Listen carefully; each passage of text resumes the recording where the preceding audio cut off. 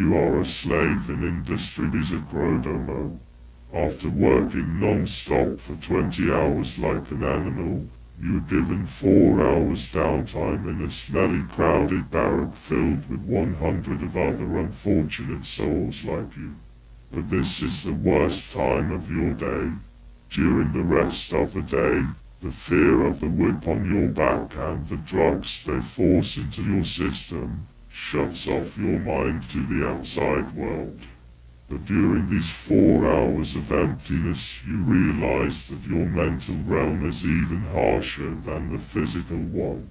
For here you realize that 100 generations of your blood will be born in chains and will spend their lives rotting away in this wasteland, never knowing what freedom even is.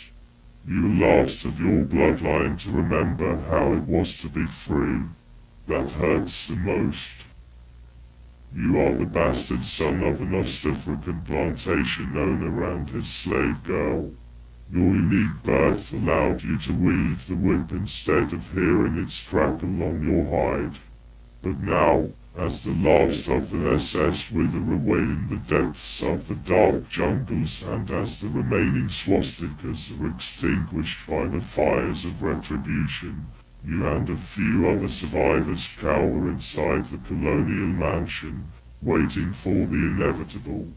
While your father and his ilk have shot themselves, you hope that the color of your skin will save you from the machete massacre when the hordes arrive.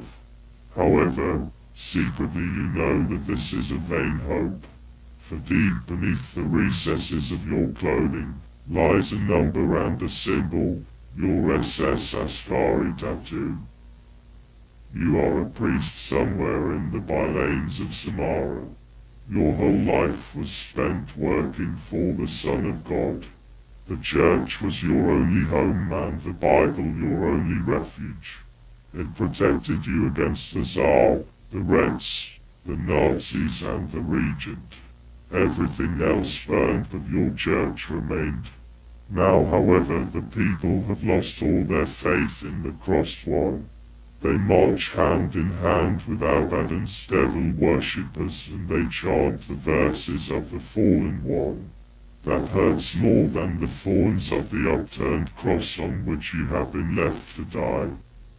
You are the head of a family of the Chosen Ones. It has been half a century since they pressed the button and 2 decades since the last radio transmission reached you inside the bunker. Your children keep asking when you will open the doors and allow them to venture into the utopia outside.